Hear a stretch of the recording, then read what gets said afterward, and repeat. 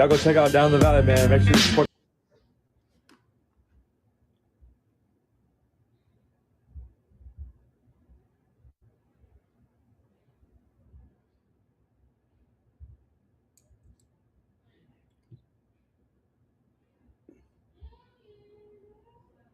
the page. He's up. Man, where are you from?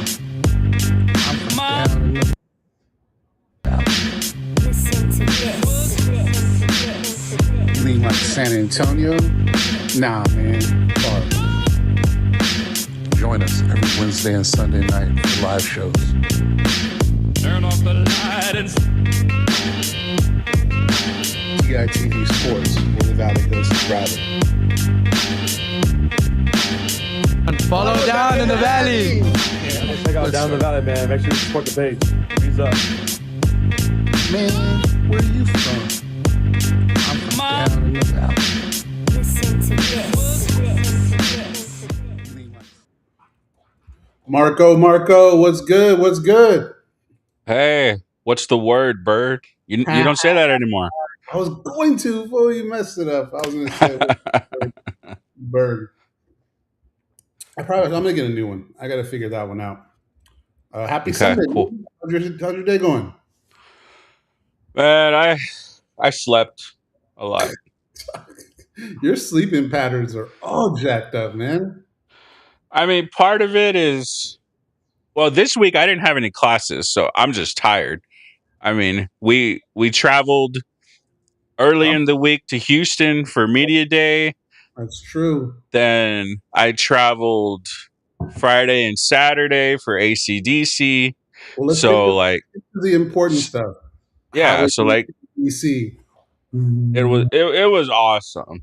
Like, I mean, yes, Brian Johnson's voice hasn't withstood the test of time, but when you sing like he does, man, like his vocal cords are going to be messed up. That's just part of it.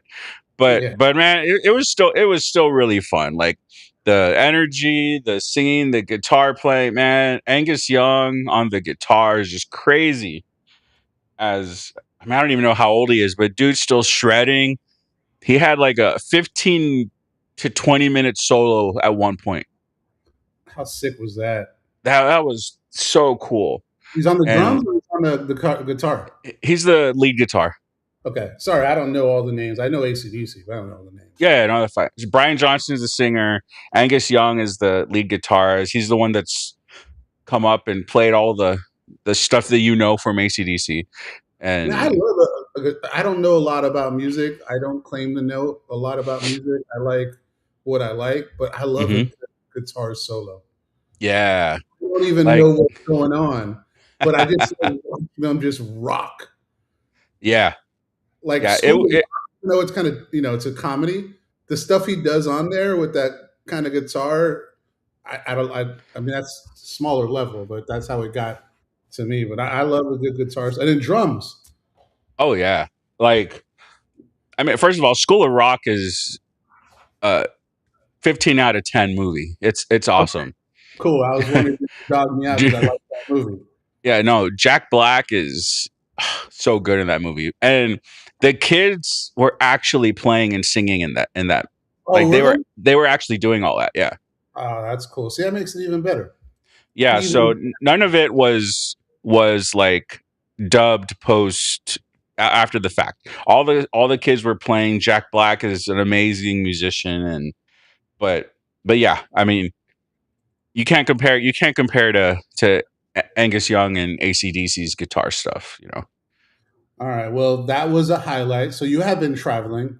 Yes. I guess let's talk about first. Let's show who's coming on. Are you going to share something?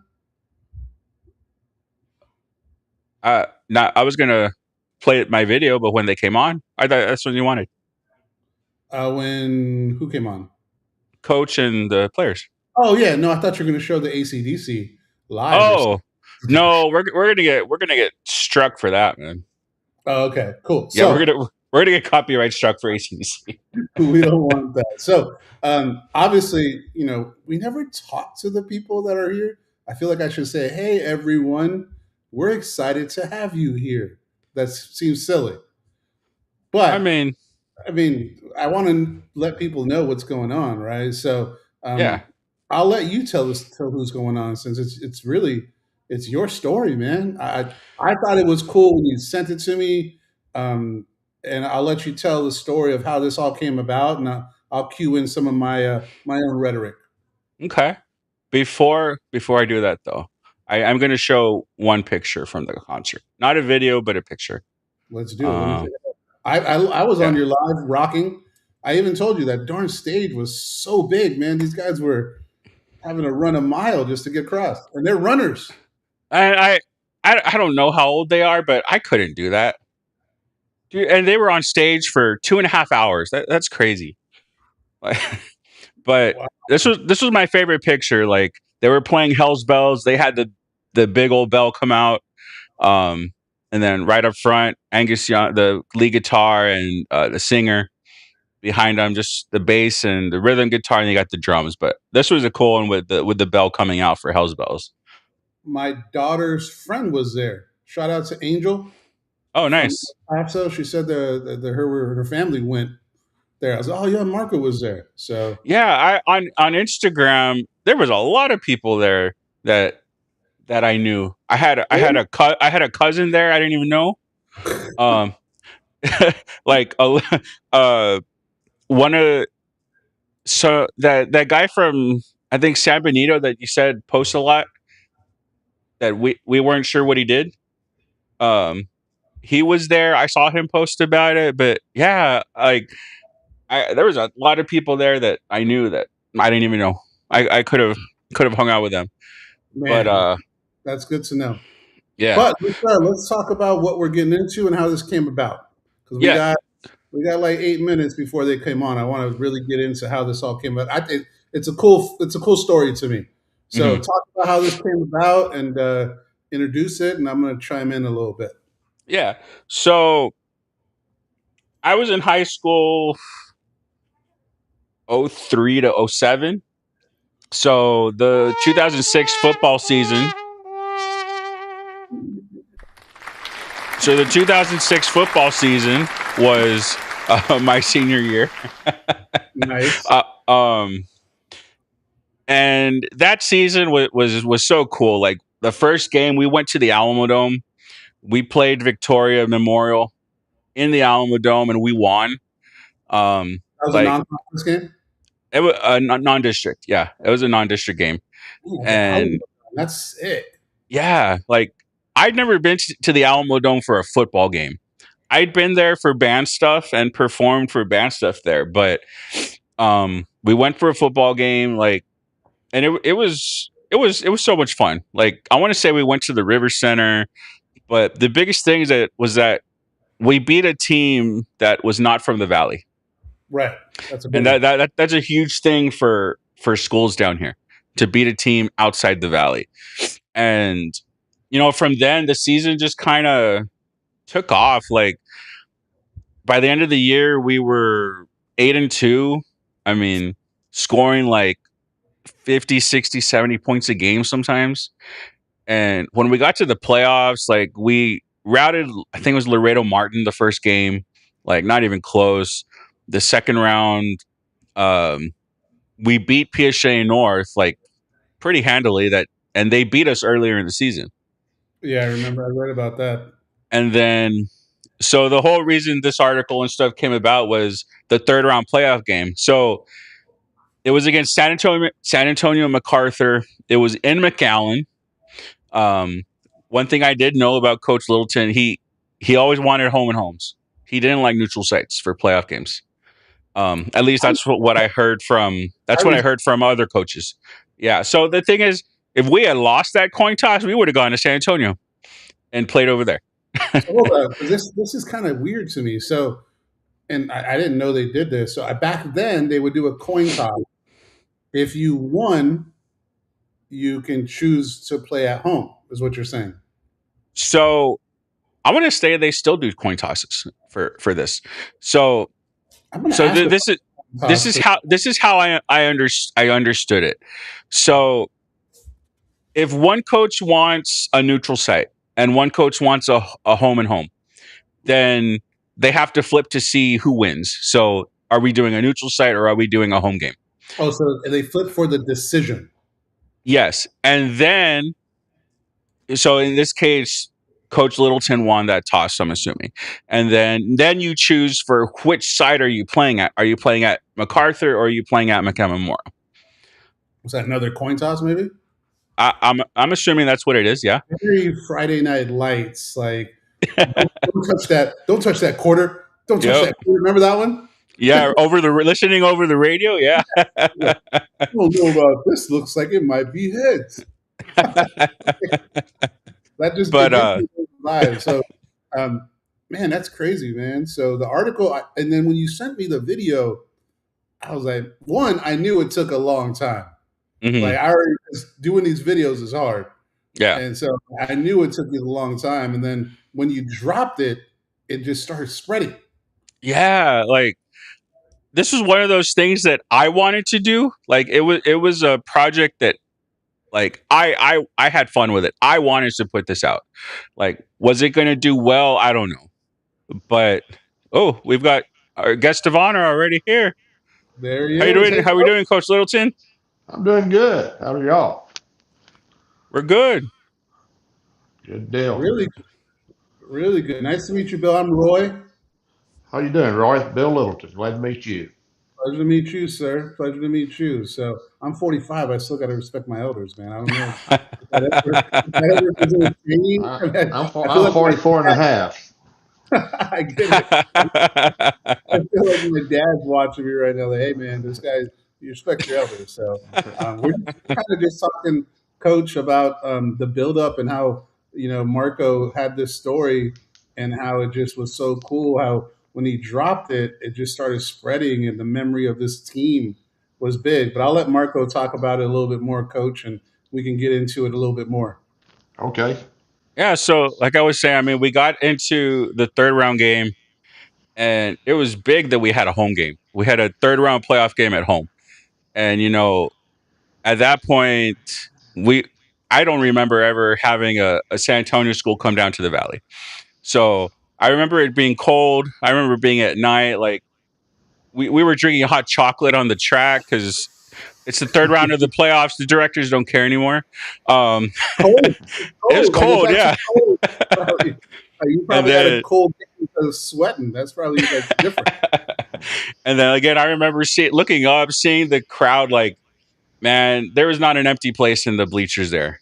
And Coach Little could tell you. I mean, we've got a big stadium there in McAllen, and the fact that we were able to just completely fill up the home side, like we had to sit on the track. It was just a night that, like, I remember even now, 20 years later, I was just sitting at home thinking about it one night, and I'm like, this would make a really cool article. Is anybody going to read it? I don't know, but I want to do this. And the cool thing was it took off, like you said. It kind of ran through my friends from back then, my classmates from back then, and through the McAllen Memorial channels, and it got to Coach Littleton, and we're glad that you were able to see that, Coach. Well, thank you. I really enjoyed it. It was a well-written article and very factual, that article was. And one of my former assistant coaches said, hey, Coach, you need to read this. And he sent me the link, and I read it, and it brought tears to my eyes and all the good memories. Man, that means a lot, Coach. That means a lot. Well, I don't want to mess this up, Marco, but I think we should play the video. What do you think? Or should we wait? You want to wait for the other guys, or let's wait a little bit more. See if the players jump on. But man, that makes me smile, Coach. Like I didn't play football. I was a baseball player. I played baseball all my years at Memorial, but I was involved with the football team, and that I was in band. I went to every game, and I mean, I believe my freshman year was the first year you got there to Memorial, 2003. Yes, sir. That's right. That's correct. And I remember just the progression of the football team. I mean, we got there. I believe you had 1 or 2 wins my first year, and then my junior year we made the playoffs, and then the senior year this big run to the third round. So it was a quick turnaround once you got to Memorial, Coach. Well, it was, it kind of started with that first game. We had 3 games out of town. The first 3 games in 2003 were all in Brownsville. And we played Hannah, who was a pretty good football team that year. And they beat us by 1 point. We had a chance to tie it up, but we were worn out that game. And I elected to go for 2, and we came up a little short. And I believe we got beat 27-26, somewhere right there. But it was a heck of a ball game, and it showed some potential what these kids had in them. We just had to learn how to win. I could see our kids looking up at the scoreboard, and we'd be ahead, and they're like, "We're not supposed to be ahead right now." But those kids fought hard in the weight room. They did everything I asked them to do, and they turned into a really good football team by the time they were seniors. Give you a little background on you talking about the third round game being here in the Valley. There's a lot of things about the reason we got them here that people don't know. We had to win 2 flips. We flipped a coin. We had to win 2 flips. And they wanted to go neutral, and I wanted to go home and home. So we had to win the flip to go home and home, and then we turned around and had to win the flip to be the home team. And boy, they tried to talk me out of it every way in the world. People from San Antonio, their athletic director, he promised us Alamo Dome and all that. I told him my deal about the Alamo Dome. We played that first game, 2006 in the Alamo Dome, as you stated in your article, against Victoria Memorial, and we came out victors in that game. I had a little health issue in that ball game. I suffered a minor heart attack during that game, and then I missed the next game against PHA North, but I did call 1 touchdown from my hospital bed. So no way. So then we got to play PHA North again in the playoffs, and that was super super good. And there was lots of good things that happened that year to us. All right, so we got Robbie Hasso here. Uh-oh. Hey, Coach. Hey, Robbie, how are you? Doing all right? Yourself? Well, I'd be better if you ever be in that restaurant when I come over there and eat that free meal you promised.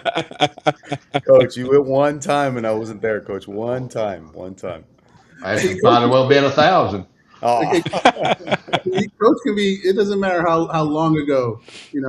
Jocko is still an 18-year-old, 17-year-old guy, and Coach is great. I think we should do some introductions. What do you think, Marco? Because we got to at least tell everybody who we got. Obviously, Coach Littleton is there, and if you want to do some introductions, Marco, that would be great. Yeah. So tonight. So we've got Coach Bill Littleton. He's a coach at McAllen Memorial from 2003 till 2017, Coach?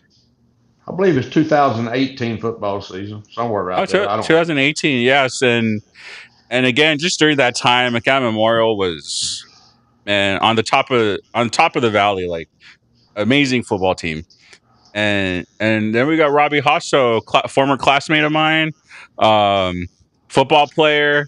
We never crossed paths on the baseball field, but Robbie played. Robbie played football. And what are you doing? What are you doing now, Robbie? So now I run our family business. We opened a restaurant here in Edinburgh, and that's what I do now on a day-to-day basis. So I did have the pleasure of working for Bill for a while. So you mentioned, Roy, here that imagine all the years past. Well, imagine actually working for him, right? Him being my coach since I was a freshman on, and then coming back and working in that capacity. And I felt it every day that I was still that little 15-year-old fat boy, that with his pretty white gloves on, playing offensive line. Coach, when we were home, Coach, I had to make sure I had white on so they couldn't see that I was holding, So. Oh yeah, listen to you. Hey, that's a good point though, Coach. Right? The other team's wearing white. You might grab a little jersey or two, right? And Robbie had to try to get away with some stuff. So I agree. Right. I agree with that. Well, do you want to name the restaurant? You want to shout out the restaurant at all? I run Don Pepe's Express in Edinburgh. Nice. I wonder if you're gonna get any free advertisement there, Robbie. You kind of Hey, fell down on it there. We'll advertise you. We'll advertise you. Yeah. If you want to invite us, me and Marco will go. As you can tell, we like to eat, Robbie. So we'll go and shorten the tab a little bit and have a good time. So Sounds Don't good. we were planning on going there for sure. So Sounds yeah, good. so for me, this is a crazy story, right? Because I left the Valley in 1994 when I went back to California. So I missed a lot of good teams. But in 2006, my cousin was playing for Los Fresnos around that time. So I was watching and still, involved and following the Los Fresnos teams back in that era. So I knew about Bradley Stevens from California. And I knew about this team from California. So when Marco brought it up that he was in school at that point, I just thought it was really special and was able to do it. So looks like we have one more visitor. Who we got? Hey, Hey, We got Nick. What do we got? Nick, talk to us. how's it going? How's everyone doing? Sorry I'm a little late here. oh no, you're good. Can you hear us, Nick? Yeah, I can hear y'all good. How you doing, Coach? Haas? Good, You Nick. guys. I saw Nick the other day in the HEB parking lot. Yeah, I just saw it. I just saw Coach. You drop it, give me 20. Did you drop it with some push-ups? every time. Yeah. So now we've got Nick Moore joining us. What position did you play, Nick? How you doing, Marco? Good to see you too, man. Good. I played fullback and I also played weak side linebacker. Okay, A little bit cool. of special teams. Everyone does a little bit of special teams. Yeah. So He was a very special player, I promise. When he came to block you, you knew you got blocked. I'm guaranteed. oh yeah. Nick had one speed, and it was I still can see that West Go East kid helmet turning the somersault. The helmet went 2 or 3 times up there in the air down there on the goal line after Hey, Nick hit him. the fullback is a lost position. So, Nick, back in those days, the fullback was very important, right? Back in the day, the fullback actually got a little bit more run. So, I know that's a really good thing. Marco, I think it might be time to play the video, man. Yeah. Let me play the video, then we'll get back to our conversation here. Sure. I'm going to try not to cry, Marco. Sorry. Your voice makes me cry on this video. All right. Let's see. Where are we?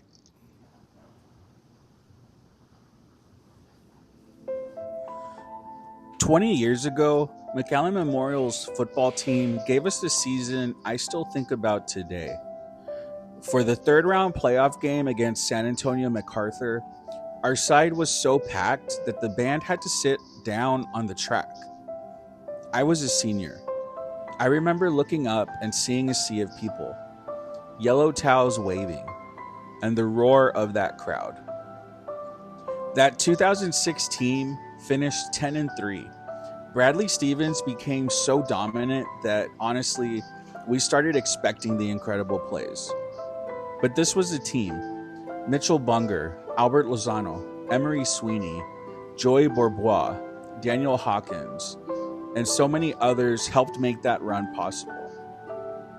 Memorial beat Laredo Martin 69-14, then avenged an earlier loss to PSJ North, winning 35-16. And suddenly, we were playing football in December. Against MacArthur, Memorial scored late to make it 35-34. 29 seconds left. From where we were sitting, we thought the extra point was good. It wasn't. Then Memorial recovered the onside kick, and suddenly we believed again. One final possession ended with an interception, and I still remember how quiet that stadium became. Players comforting each other, fans crying, band members crying. It was over. At 18, I didn't fully understand how special that season was. 20 years later, I do. So to the players and the coaches of the 2006 McAllen Memorial Mustangs, thank you. The scoreboard says that season ended 35-34. But 20 years later, I can still hear the roar. All right. Roar, you crying yet? I was crying. I think that voice that got me, but we got so emotional. We lost Coach. So Yeah, he'll come back. He'll come back. Robbie and Nick on in. I'll ask the first question. Robbie, for you, what stood out for that year, and what do you remember about that year that you still think about today? To be honest with you, there was nothing else like it. I mean, it was a brotherhood. I mean, really and truly, all of us out of the 22 starters on that team, 21 of us were seniors, right? And I think out of the 21 of us, I think 18 of us went to Kathy, right? Yeah. So I mean, really, it's some number like that. I think there's very few, and I can name them. It's like Mondo, Jody Vera, Joey Bourbois, and Renee Surprise. So what's that, 5? So the rest of us were from Kathy, right? So it was definitely, I mean, we grew up together. We played football for as long as we could, right? And as soon as Bill came in, Coach Littleton, we were freshmen his first year, and it was a culture shock for us. I mean, we come in and Coach is coming from up north, and he's wants to get us strong, and before we got there, Memorial was very much a laughingstock of a football program, right? And I take a lot of pride in that, and feeling that we started something there, right? So, Coach, I don't know how you feel about that, but I feel like I feel pretty good about it, that we definitely had something to do with it. So it was definitely a neat experience, something that I'm really grateful that I got to experience. And Nick? I'll tack on that. Mostly a lot of what Hasso said. I mean, Memorial was kind of known for being, I don't want to say always a laughing stock. They had a really, we connected a lot with the 95 class because that was a successful class years before. But, when Hasso and I were at Kathy, we played, Bradley was always special. We always knew that, Bradley was a special athlete, no matter what sport it was, whether it was soccer, track, or football. And so then, we entered Memorial. It's Coach's, if I'm not correct, I think it's Coach's first year with the program. And, our friend Bradley is playing on varsity as a freshman. And I remember, being a childhood friend of Bradley, just kind of like, just totally intimidated by the concept of a freshman being able to play varsity. Yeah. And all of a sudden, it was slow rolling, but that first season, you're starting to see a little excitement. People are starting to get a little, their hopes are starting to increase. And just from freshman year to sophomore year to junior year, it just felt like a very natural step to each level. And when it came to our senior year, it just felt like all of us kind of knew what our job was and what our role was, and we were just kind of in control. We were in control, and there was no better feeling than that senior year. We have a long we have a long inside joke that Hasso knows, that we always say we'd still be playing. But, it is what it is. Yeah. But No, it was a special year. It's crazy because, comes our sophomore year, right? So Bradley, I mean, his first carry ever on varsity, right? Coach, prove me if I'm wrong. It's first or second, was like a 80-yard touchdown. Correct, Right. 80 yards. Yeah. First time he touched the ball. Yeah. And Coach Littleton has a rule, right? Having been on his staff, he has a rule. If you're going to be a freshman on the varsity, you got to be special, right? Because we want all the kids getting reps, on whatever level it is, whether they're on the JV or the freshman. They need to be playing, right? So we knew Bradley was going to be special from that very first game. But then comes our sophomore year, and I think, Nick, there was 11 of us on varsity, 11 sophomores. There was one of us in every position group, right? Every position group. We had the quarterback, we had a fullback, Bradley, obviously, right, the running back. We had a receiver and Robbie. We had me on the offensive line. We had Renee Surprise on the defensive line. We had Emery as a linebacker. And I think Pelegi as the DB, right? So in every position group, there was a sophomore, and we all played, right? So from there on, we were getting the experience, and I don't think we were very good. I think we finished like 3-7, maybe, 4-6. Yeah, it was, but it wasn't great.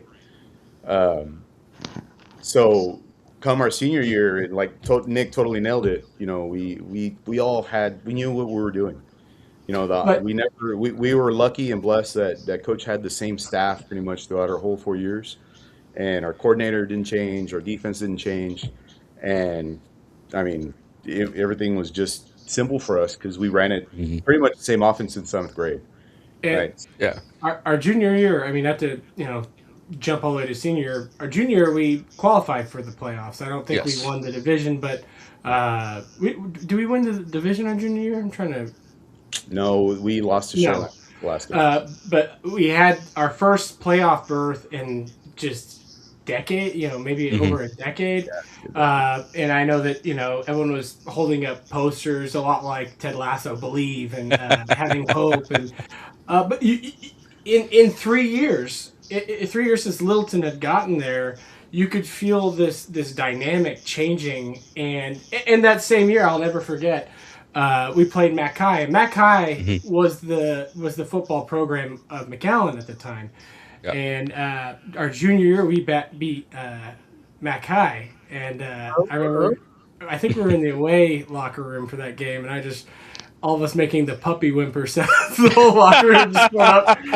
And you could just really feel, the tide changing. And obviously that carried through after we left. But, it really just felt like large steps were made each of those years. And obviously the senior year is really a special one. That was when the streak started, Coach, I think, our junior year. What's that? We started the streak. We beat Mac, I think, I don't know what, 17 years in a row, something like that. No. You're wrong there, Ronnie. Oh, that's right. They beat us our senior year. They kicked our tails our senior year. 28-7. Well, I wasn't allowed to play that game, and that's why we lost. So you're probably right, Dick. So that story. Go ahead, Marco. I was gonna say, so before we head to Coach, so I'll say what Robbie didn't want to say. Yes, you guys started the rise of McAllen Memorial football. I mean, from 2006 all the way until Coach Littleton retired. I mean, it was playoff team after playoff team after playoff team. So yeah, you won't say it, but I will. Yes, you guys started McAllen Memorial football in the 2000s. All right. We lost Coach again. with a large part, and Bradley was a huge part of that. But I think when it came to our senior year, junior year was definitely hinged a lot on Bradley's talent, and he is an immense talent, and Rio Grande Valley High School Hall of Fame. But I recall our senior year just the offense being a lot more competitive on trying to hit the stat sheet. Mitchell trying to get more yards, Robbie Salinas, Scott Snyder, Mario Aguirre. Just all of a sudden, guys are trying to get their name in the newspaper because that's times are different now. I mean, you don't really wake up and chase and get the monitor outside, but that was the big deal. Every Saturday we grabbed the monitor, like, oh yeah, well, why wasn't I mentioned? And I keep getting cut off. Haas on the line had more of a thankless job, but the running backs, the fullbacks, we saw those guys, and I always felt like I was closer to being on the line. Yeah, I mean that's why Bradley was able to do what he did. We had a great offensive line there. I mean, and watching it from the outside, it was kind of the same way that you guys see it. Like it was a big jump every single year. So by the time we got to senior year, it was like we have a team and we're kind of almost expecting to make the playoffs. So from the outside in, that's how it was for me. All right, Coach, we got you back. Yeah, I'm back. I don't know. I might get cut off again, but I'm back right now. Oh, you're good. So, Coach, what can you tell us about the build-up of McAllen Memorial football leading into 2006 and, that playoff game at home against MacArthur? Well, I like to go back just a little bit in time. We're talking about the foundation of the team. I like to go back to that very first senior class. We told those guys that they were the foundation of what was going to become, and they really were. That bunch were very talented. It just didn't show on the field very much because they had been through such a terrible all-season program that we just didn't. They didn't match up with other teams. When I got here, we tested everybody in athletics. Marco, you might remember that. I probably tested you in baseball. we had 5 kids that could run under 5 flat and 40. We had 5 kids that could bench 200 pounds, and we had 5 kids that could squat 300 pounds. And none of those were the same 5 kids. We were the weakest bunch of puppies I ever seen in my life. And so that's what I give the foundation to that bunch. They were very talented. If they'd been going through the same all-season program that the 2016 would have, they would have made a big difference. Because they were a bunch of good athletes and good kids. They just got robbed, in my opinion. As my son always say, Nick, you can attest to this. They need to find them a good lawyer and sue the coaches. Wish I knew one. But Coach, I got a question for you. Obviously, taking over a team that has some opportunity. Being for me, I'm a bank manager. My background is taking over branches that aren't doing well in my career, right? So, what were your core principles taking over McAllen Memorial that you wanted to focus on, and how did you kind of build that into the program as time went by? well, these guys will tell you it all started in the weight room. Everything we did was built on the weight room, and it's still built that way today, as far as I know, at McAllen Memorial. Moses Patterson has taken over the program after I left, and he has kept pretty much the all-season program intact. And there were times, going back and talking about what we was talking about, that we had 50 kids that could bench over 200 pounds. We had 35 or 40 kids that could run under 5 flat in the 40. And so that's where we all started with. And we wanted to get tough. We wanted to get mentally tough, and we wanted to be a team that could dominate in the fourth quarter. And we wanted to punish people legally, but we wanted to punish people. We wanted people to know that they were going to play. When they played Memorial, it was going to be a very physical ball game, and it was going to be a very tough ball game. It's going to be an old school ball game. It's going to be one down in the trenches. Of course, we was always fortunate enough there at Memorial in my time that we had a stud running back. But I like to think we developed those stud running back, and they were a whole lot better when they left us than they were when they got there. So that's pretty much what we based it on: weight room, brotherhood, and being physical. Feel the pain, right, Coach? Yeah, feel the pain. Feel the pain was something we'd do, in between, during the day, fourth, it was like fourth period. When we're not lifting weights, we're doing this basically legal torture. The worst one was like these monkey bars. You're doing these rusted metal monkey bars, and I don't think anyone's hands are intact after that. But at the end of it, we all shared in that pain. The brotherhood, I think, was critical, and that just we got a lot of rust off those monkey bars, didn't we? Clean those up. Nick, what was the highlight of your senior year? What stood out for you your senior year as a fullback? And I think you said weak side, player on defense. What was your big highlight for you that you kind of remember and you tell people, about the heyday? I think what's interesting about that senior year is we started that year with this exhibition game in the Alamo Dome, and that was such a big setting. That felt like a preview of where we wanted to go. Coach had really given us these bigger expectations than the program had ever had. It wasn't just about winning the division. That wasn't good enough. You talk a lot about there's nothing better than playing football in December, or it would go from November and then to December. It's always the next thing that we're trying to reach, and I felt like we won that game, and that was a big deal based off of big critical play by Chris Pileggi getting an interception in that game near the end of the game. But that game kind of solidified, I think, for a lot of us that we could play, at any level with anybody in Texas, and we were ready. And then the year went on, and there's so many special things about the year. But the fact of the matter is, the biggest thing that always lives on and stays with you is that brotherhood. I'll say one thing that just will always forever just excite me is back when La Jolla was one school instead of the three that it's been subdivided in. They have this opening song that the team comes out to, and I won't try to imitate it. It was the Salgan los Coyotes. Yeah. And a huge tradition over there. And when we played, La Jolla was a monster, a huge school at that time. And we played that song all week in practice.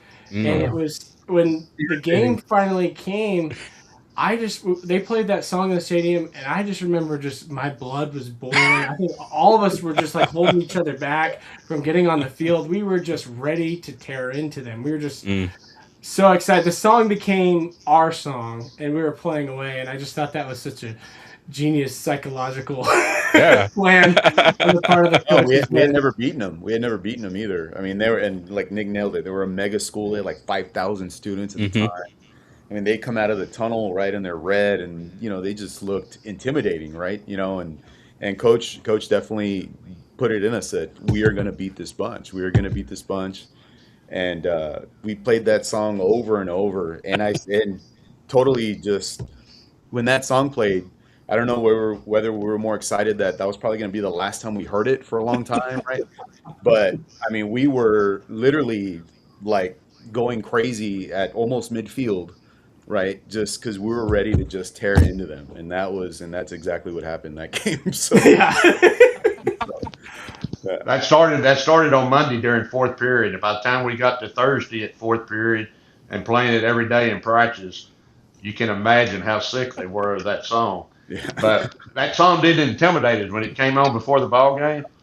Like Nick said, it really became our song, and we got more fired up than they did when that song started playing. Yeah. All right. So we had a few of those songs for other teams too. I'm not going to share all the secrets, but we had a few songs. Not always the same artist.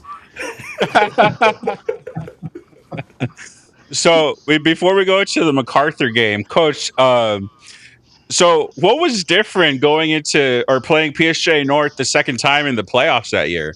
I mean, because I know the football team lost to them earlier in the season, but when the second round came around, I mean, he's gone again. It wasn't a close game. So we'll talk to Robbie and Nick. So what was the difference for you guys? So I believe Coach was actually sick for that game for one. Yeah. So I remember at the end of it was the second game of the season, and I remember at the end of the first game, I didn't even know Coach wasn't there right when the game ended. Right. Wow. We were just so into the game because, I mean, it came down to the wire, right? And at the end, as we're, I think, going into the locker room, word starts spreading that Coach was being rushed to the hospital or, taken away in an ambulance or something, precautionary. So we didn't, back then, this was before phones were what they are now, and we were just kind of going off of whatever, Coach Kaufman and Coach Treadler were telling us, the coaches and all that. And he was okay, right? He was in the hospital and all that, just kind of more precautionary than anything. But I think Nick nailed it earlier when he said, that we felt like we can play. And I think we probably got a little too big-headed that first game. Okay.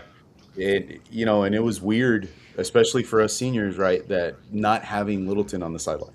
Yeah. Right. And maybe that had something to do with it.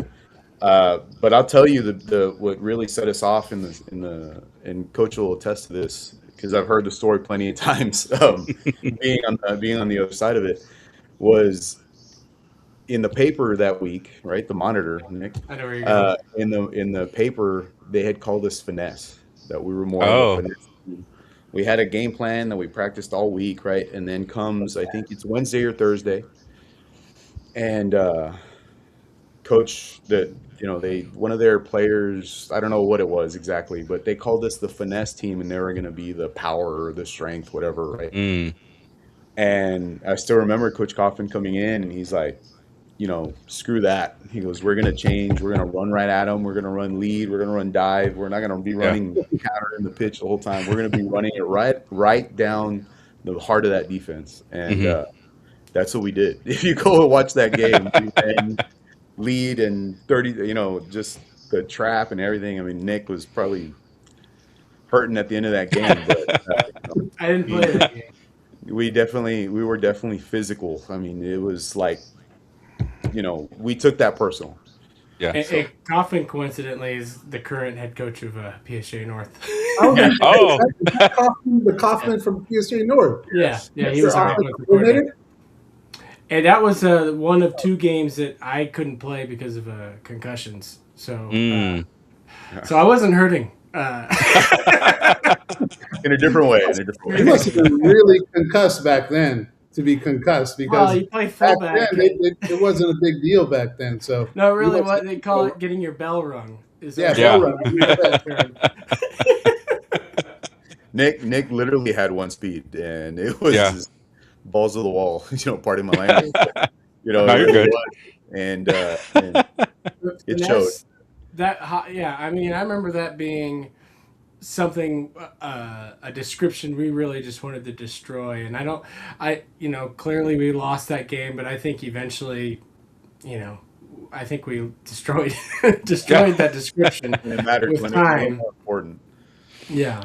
Well, talk about a finesse team. I mean, and being kind of weak. When Roy saw the videos for the first time, first thing he mentioned was how good that defense was.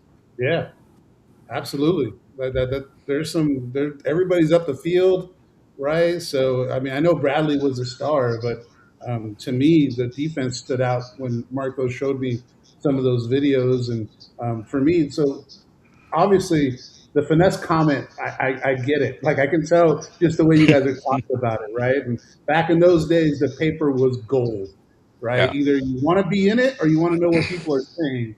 And the papers did a really good job back then of kind of stirring up controversy, in my opinion. And that was nothing wrong with it. I thought that was media back then, right? It wasn't like a show like we have, right, where people are doing TikToks now, and the teams are saying how they want to get into it. But back then, that was a big deal. So I guess Marco, you want to ask Coach a question while we have him?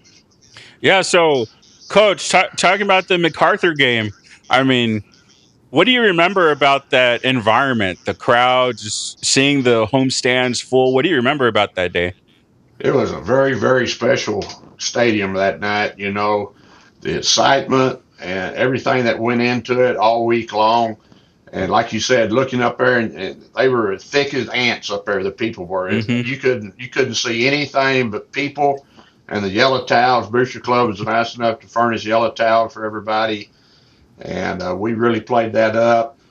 And it was just a special feelings to get a San Antonio team in our home turf.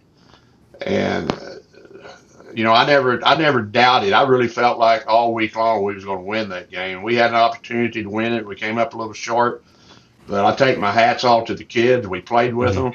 They had 3 or 4 or 5 Division I players, and we were right there with them. It was a very, very special time, and it really united the city of McAllen and the Valley and McAllen Memorial football to what it is today. Yeah, and that's one thing I've kind of noticed over the years. Whenever we get a team that far in the playoffs, I mean, everybody in the Valley just rallies around that team. I mean, we saw that this past season with Sherryland baseball, the whole Valley rallying around them. I remember, I think Matthew Kaufman was the quarterback, but we had San Antonio Reagan come down for a playoff game.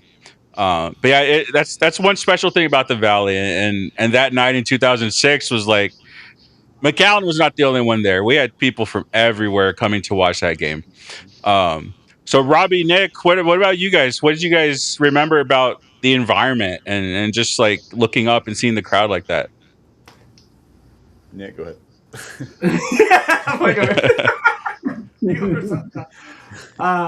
No, I mean, like Coach said, just to see it, people. I remember thinking like, this is probably as close as it is to being in the WWE, and you're just like, I mean, it just felt like showtime. But in the game itself, one of the things outside of PSJ North and Mac High, which were our losses, a lot of those games, the scores were really going up. That we were, we weren't playing. The starters weren't playing all 4 quarters. Yeah. And I remember against MacArthur, just the speed of the game, you could feel a difference. Just out there on defense, these wide receivers are just out there running their routes, just at a speed that you hadn't seen in a lot of the games, that we'd seen in the regular season, which was. I just remember thinking, like Coach said, just, we're up to the challenge. And it was just, I can't find the right words for it, just excitement, Yeah. I mean, it was a special night for everybody that was there that night. I mean, yeah. For Robbie? me, Coach had been preaching, Nick touched on it earlier, Coach had been preaching, December football. Right when the playoffs started, the goal was make it to December and special things can happen, right? And we made it to December 1st, right? But December 1st. Technically, we're there. But man, the atmosphere was just otherworldly. I mean, there was 2 teams left. I think it was us and Ed Couch, if I remember correctly, that were still playing. What a lot of people don't know, Coach, and correct me if I'm wrong, but I will. You had won the flip. Yeah, I know you will. You had won the flip already with San Marcos, and we would have been at home in the 4th round. Am I right on that? Oh, Yes, we won the flip with San Marcos, and I really believe if we had the opportunity to get there, we would have beat them. Yeah. I really believe that. Had them here at home. We would have had a 4th round But home game. ifs and buts for candy and nuts. Well, have a Merry Christmas. I got a question for Coach, because obviously I'm a son of a coach. My dad was a defensive line coach out in Oceanside, California, and I saw a lot of pregame speeches. I had the opportunity to watch one of the best coaches in San Diego history talk to the team, and then I went to high school in Carlsbad, and the Carlsbad coach is also a Hall of Famer. So I've been around coaching and football my whole life. Pregame speeches and halftime speech. Is there anything you remember about that specific game, speeches, that jumps out to you? Well, I think we just wanted to make sure our kids were prepared, and the scenery wasn't going to be too big for them. We didn't want it to be too big. We wanted them not to be looking around, and I can't remember exactly what all I said that night. It's been 20 years ago, and but I know that's one thing we wanted. We wanted to make sure that we were ready to play, and that we knew. I think I told them, if you didn't think we could beat them, don't come out of this dressing room. Keep your butt in this dressing room, and we'll go without you. And I'm pretty sure that's one thing I told them.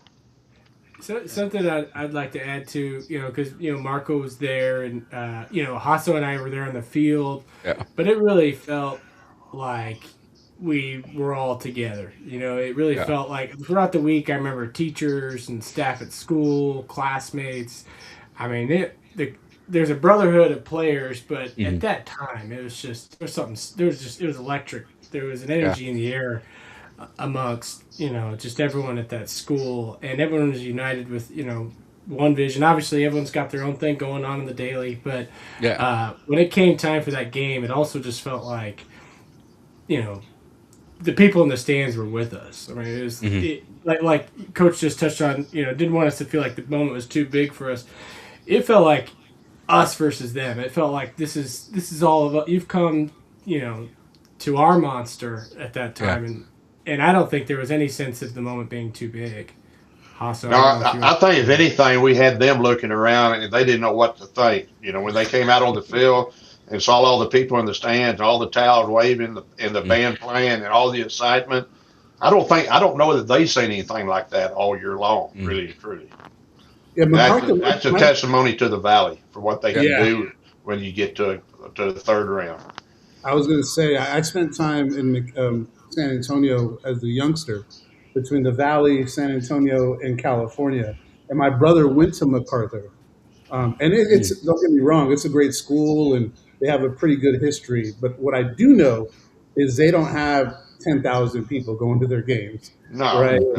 No. And then I can tell that they probably had this thing of, wow, like, where are we, right? Because the Valley coming together is unique when it does happen, and it happens every year.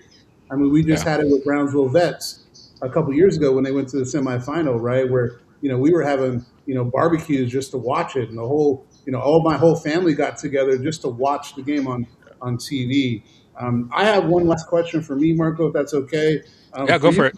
Robbie. Is there any stories that you remember that year that you haven't thought about in a long time that kind of jumps out that's PG rated? It is going on YouTube, so there has to be some filter. A little bit. We like to have a little fun with this. Is there anything that kind of, that resonates with you that maybe you haven't talked about in a while? And, something you can say? Geez, not really. I mean, everything just kind of ties into, we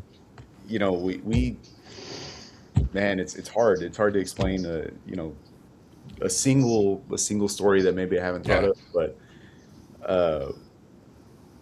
geez, Nick, I don't know. Do you have one? It's I have. All my stories are related to things I did, so I don't want to make myself. Yeah. But no, I want to hear. I have to tell. So you're one of the co-stars, Nick. It is about you. Let me tell one story. We had this, and Coach. I think this is one of the few times Coach really got pissed at me. We used to have the McAllen Convention Center. That's been torn down. Yeah. I remember that story. Yeah, and we had. You were an idiot. So now I definitely want to hear this story. Mackay and Rowe and all the McAllen schools together in one building because we were going to have an opportunity to hear from an astronaut, Mike Fossum, who I remember that. Has a school named after him here, and what an opportunity that is. And so they at the very end of it, they had a Q&A. They said, hey, line up if you got a question for the astronaut, which is an opportunity that I decided to make about ourselves. I get up there and I grab the mic and I got, we got all the schools in there. It's the beginning of the year. And I said, Mike, are you going to be here in town when Memorial beats Rowe and Mackay in football? And just the place just kind of erupted. And then, but the story continues though. So the week leading into our game against Mackay, I had a concussion in practice. And so, you get a concussion, you can't play the game. And then I have a cousin, Audrey Lewis. She was the mascot for Mackay, and she says, they took your quote and they put it on all the lockers in the locker room before the game. I love that. And this is Thursday night, and I'm like, you're kidding me. I was like, I can't miss this game. And I get my dad, I'm like, Dad, sign a waiver or something. So he signed a waiver that waives, I don't know what the hell the waiver does.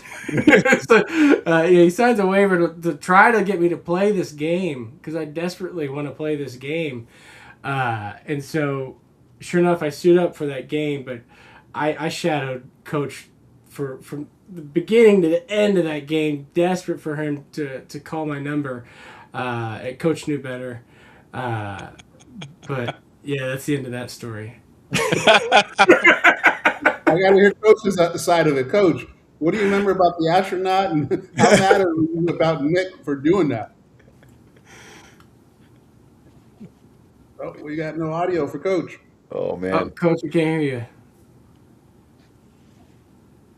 you. Uh-oh. It's probably for the best. I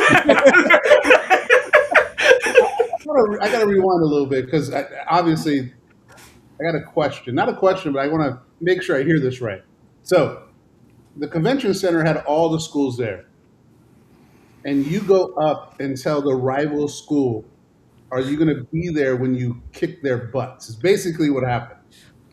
Mike Fossum was a graduate of Mackay, and I really should have asked him about his rare experience going to space, but I asked him if he was going to be in town to see us beat Rowe and Mackay, just because I wanted to, because we were very confident going into that year.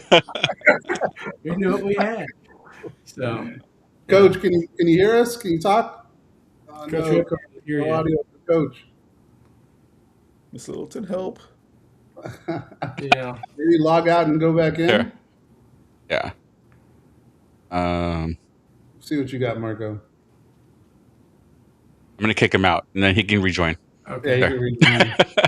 So before he comes back, so both of you guys, I want you guys to think of something you want to ask Coach, like something, just thinking back 20 years or whatever, something you want to ask Coach, something you're thankful for because of Coach.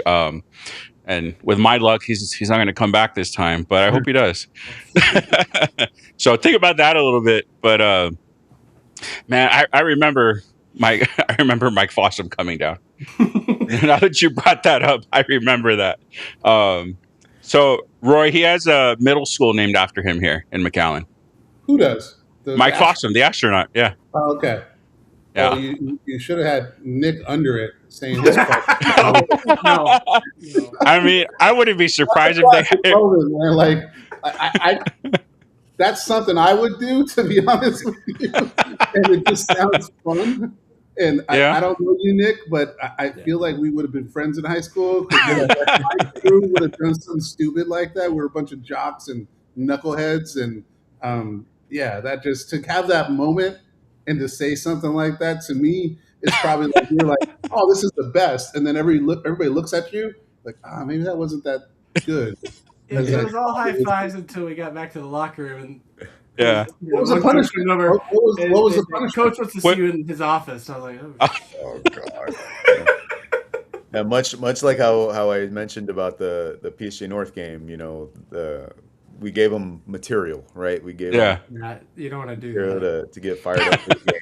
We didn't need that. We didn't need that year. Yeah, I mean, Mac High took that personally that year, Nick. With Coach Roll, Harris. maybe not so much. What was another game that you guys remember that we can, kind of stuck out to you guys? Robbie, maybe I can have you go first because obviously I think after the loss to PSG North, you guys went on a run. If I read this right, you guys actually, that was a loss, but then you guys kind of gave it to people after that. I think we scored 70 points like 3 or 4 times that year. Wow. Yeah, so I mean, it was a fun year.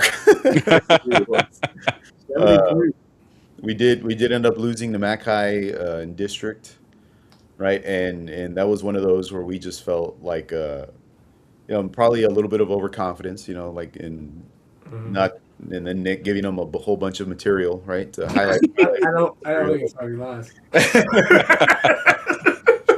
But I think they had just lost to someone the week before or something like that. Or no, I think they lost the week after to like Rio Grande City or something like that. Okay.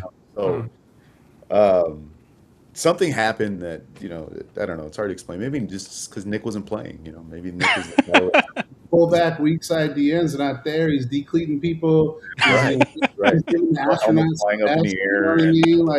I love the chop. I was taught the chop block, and after that, that was the only way I wanted to block. I think our rematch. I hope Coach is able to hop back on. I hope so. I think our rematch against PSG North in the playoffs felt like a big deal. It felt like, it was a big deal, but in the sense that we had lost to them earlier in the season. And it was kind of a looking in the mirror moment where, a lot of the games, we developed this swagger that Hasso's kind of hinted at, where maybe we got a little too cocky at times. And I think going into that game, everyone just had a straight face about the work that needed to get done. Yeah. And for me, that also was a pivotal game for me because I didn't play the previous game, and so I wanted to be a difference maker. And I know that I was able to get involved in a sack or two in that game, and I'm sure Hasso pancaked about 10 different people. No, I don't know about that far, but that was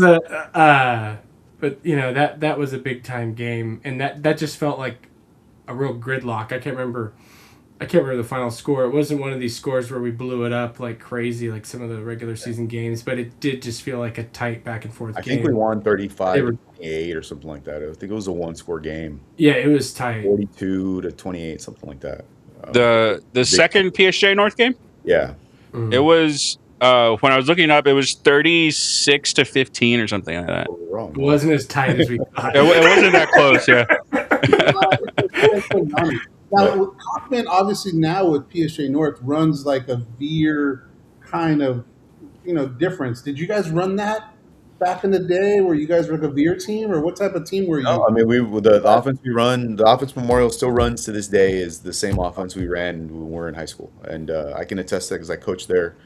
I resigned 2.5 years ago, and to the day I resigned, I mean I coached offensive line there, and it was the exact same offense, and the exact same verbiage, and I mean the blocking scheme, everything, so nothing changed. Coffin kind of opens it up a little bit. He gets in the gun a little bit more and Yeah. all that. The verbiage, the terminology, the scheme is all the same, so he just does it under a little bit more exotic formations and stuff like that. So Yeah, I don't know if Coach is going to jump back on, but for me, So I text. It says he can't come back on. It said he's been permanently removed. so maybe because he got back on and on.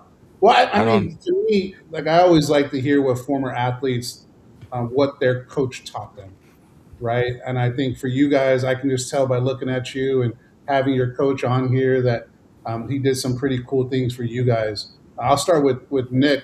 What did Coach teach you? I don't know what your profession now is, but something that kind of resonates from your high school career that Coach was involved in that maybe you use or that is something that stands out from you when you were young that you think about now that Coach did for you?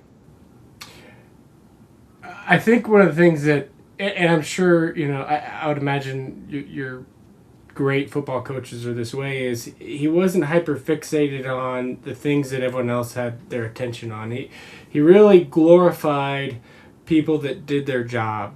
We'd watch film together on Saturday mornings after the games, and we'd sit there and he'd have this laser pointer, and he'd point out certain players, whether it's D linemen that aren't actually involved with the tackle or offensive linemen that no one's watching, and he's showing how from the whistle to the end of the whistle they're doing everything right, they're executing. And he would talk a lot about how just taking your job seriously has a larger payoff, especially in the sense, with the brotherhood, and if you got one guy that's just killing themselves doing their job and no one else is doing it together, then it's not going to pay off. But to me, how well does that translate in the real world? I mean, I think it's critical. I mean, to just focus on your own job and not be over here competing with the guy to your left or your right and trying to see, how can I do that or that? Just instead knowing exactly what your task is. And once there's a little bit of relief that came with that too as a football player, is knowing, I don't need to be the guy. I don't need to be Robbie Salinas and doing a crazy release at the line, or I don't need to be Bradley Stevens and running 200 yards. I need to be Nick Moore, and I need to block for Bradley. I need to be weak side linebacker and stuff this run. That's all I need to do. And I have my rules and I have my parameters. And so it just was about doing your job. And I thought, I think you can take that lesson with you forever. I agree. How about you, Robbie? For me, I mean, I saw it firsthand. Working under Coach Littleton was, the relationships that you have with kids, man. He took a lot of pride in bringing a kid that was down or that maybe wasn't so good at doing his job, and he wanted to get him right. And he really took it amongst himself to grab a kid, give him a good hug, and make him feel appreciated when they did. Make him sure that they felt that they were doing their job right. And he's just such a good motivator. He is still just. He really knows how to ignite a fire in some kids, and having seen it, firsthand, I mean, dude, it's special, man. It really is. It was really a blessing to be able to work under him. and play for him. So totally. Okay, Yeah. so Oh, go ahead, Marco. I was gonna say, so he's not able to come on, but I sent him the YouTube link. He says he's on now, so he can at least get to watch. So what was your last thing, Roy? No, Before for we me, do that. I like hearing stuff like this, man, Mm-hmm. because I've had coaches. I'm still in contact with my college coach, right? My high school coach was my dad. I was a shot putter, so my dad still tells me about shot put, and just people that come into your life that tell you things. And he talked about being a weight room guy and getting 5 guys that he started with that 200 pounds, right? And then at the end of it, there was 40. Right. So I can hear in his voice that was important. He talked about toughness and being able to be prepared. He used like motivation stuff. Like that's old school, right? Yeah. Song. No, dude, and it's crazy because one day, I'll never forget. We went into we were upstairs in the equipment room, right? Well, this is when I was coaching, and we're digging through some stuff, kind of cleaning out, right? And we found an old trophy, right? And this is how important it was to him. Yeah. Right. He had a trophy made for guys that could bench over. I think it was either 250. It wasn't a number that was ridiculous, right? It wasn't 300. It wasn't 325. He had a big old trophy, a big old buff dude, right, holding like a big old, like deadlifting or something. Schwarzenegger. It was a trophy for guys that could bench over a certain amount, right? And he wanted people to take some pride and earn it that they could get on this trophy, right? Because he wanted very much for the team to be strong. I still remember I'll never forget, we're at a JV game, and I think I was a freshman coach at the time, a young freshman coach, right? And I think I went over with him to the JV game after our freshman game finished, right? So we're traveling to the game. We get to the game, and I think we are just absolutely belt to ass, right? I think we're winning like 50 something to 0, right? Yeah. And we're walking up to the fence, and I'm like, man, coach, like, how does a team get to that point? Like what's the difference here that the correlation just that a team develops so well, and this is at the JV level, right? And the other team just cannot hang. And he definitely that was the first thing he said. He goes, you gotta take some pride in the weight room, and that was definitely the foundation of his program. And we had some awesome coaches, man. And, he definitely wanted to make us tough, and he wanted to make us strong. So everything we did in the off season was built around that. Come hell or high water, and he'll tell you the exact same thing. And I'm quoting him, come hell or high water, we're going to lift weights 3 weeks. We're going to lift weights 3 weeks, 3 days a week. Yeah. If there was only 3 days, for whatever reason, there's 3 days in the school week, we're going to lift those 3 days, right? Because it was that important. It was that important. And working alongside with him, right, being in the weight room, he would sit there and he would count reps on each kid. He was making sure that each kid, you would think he's not paying attention, right? And he's there counting reps. Hey, Hasso, get after him. He did 9 instead of 10 or whatever. And he was always, he kept us on our toes, and he kept the kids on their toes. Because it was damn important to him, and that's part of the reason he's had so much success.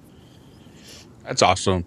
Yeah, I mean that's cool to hear just how much coaches can affect or have an impact on people's lives. I mean, still this many years later, I mean it's something that you guys have grown up and instilled in your lives now. I mean, so heading to the more emotional side of this. So what's one thing that you want to tell coach, like after 20 years since you played for him, and Robbie, you've coached alongside him. I mean, what's something that you'd like to tell coach, thank coach about, or something that you've always wanted him to know? Oh man. Him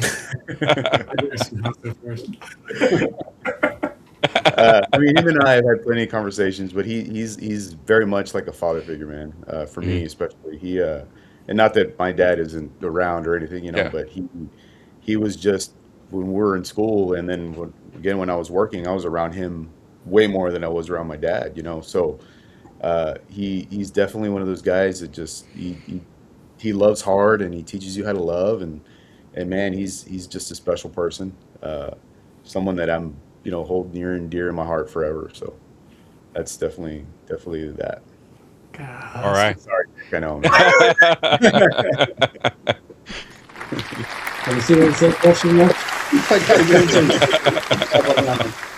the stage is yours, Nick.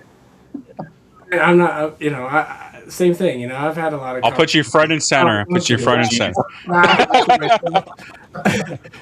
I've had a lot of good chats with Coach, and I think he knows how I feel. I mean, I think he's a foundational person in my life. I don't know who I am without his incorporation in my life. One of the things that Hasso was talking about is his ability to see everyone on the team and around him, and I think that was one of the things that elevated me at the time. Is I felt like he could see me. When I was either a freshman or even a JV, he pulled me aside and talked to me about if I wanted to play varsity when I was in JV for a stint in sophomore year, and pulled me up. And he knew how to find the tougher side of you, but in a way that I don't know, just helped you believe in yourself. And so I love Coach. I don't know. I don't know what to say. I just I think he's a great man, and I think his ability. I don't know if there is a whole grand scheme he has at play when he's coaching about building a brotherhood. If he's doing little things that are intentional, I'm sure there is with all the years he's done it. But he gave us a brotherhood. Hasso and I, we see each other as brothers, among others on that team that I could name, everybody. And it's just incredibly special that you can't place value on that. And only, and that was something he created for us. So I'm just forever grateful for that. Marco, I got one last question before you close us out. Go for it. Nick, how's the astronaut career going? I asked the wrong questions. Never got off the ground. I feel like your career was kind of stopped. Go to Boca Chica. I'll throw it back to you, Marco, to finish it up. All right. Before we wrap up, we ask all our guests this. It's a ongoing argument me and Roy are having, but I'm obviously winning it. So, Whatever. Hasso, tacos or burritos? Owns a restaurant, man. Do you sell burritos at your restaurant? It's tacos. Hell no, we sell tacos. maybe in California, but I know. Gotta when in Rome, I'm dude. losing here. Tacos. It's tacos. All right, Come on, Nick. help me out, man. Any way you say burrito? No way. I saw the star of Obsession. Her name's Indy Navarrete, right? Yeah, I just watched that today. She said burritos, and I was like, "Are you kidding me?" That was like the first knock on that person for me. I was like, "Everything you've done besides that has been perfect. It's tacos." Coach says tacos also. Oh man, I'm sorry, Roy. No, that's all right. I think it's like 70 tacos and like 10 burritos. Yeah. We did have one team we went to the media day, me and Marco, for Southland for UTRGV, and we asked them that question. And we had one team where both the players said burrito, so that was the only claim to fame I had. Roy, where do you get the best burrito in town? Well, there's not besides Don Pepper. That's the problem, is that there's one place I go to in Brownsville, because I live in Rancho Viejo. There's a place called the Burrito Spot, and they have big fat burritos. So outside of that, Taco Palenque has one, but they're kind of small, not a big deal on them. And everybody talks about Chipotle, but other than that, the Valley is not a burrito place. Okay. I know what I'm getting into for sure. The best thing I can do is ask people if they go to Chipotle, right? But Chipotle is almost like the Taco Bell of Mexican food, right? Because like if you say you like Chipotle, but you don't like Don Pepe's, right? You're like, what kind of dude are you? What are we doing here? So, I think now Marco just asked just because he knows I'm going to lose every time. Keep doing it. So we have something, and I am losing. Like we had a whole show about the best biscuit, just for an hour, and we had like 100 people watching us talk about biscuits. And we went to Church's biscuits, we went Roadhouse biscuits, we went Red Lobster. Golden Red Chip. Lobster. We went everywhere with the biscuits. Red Lobster's pretty damn good.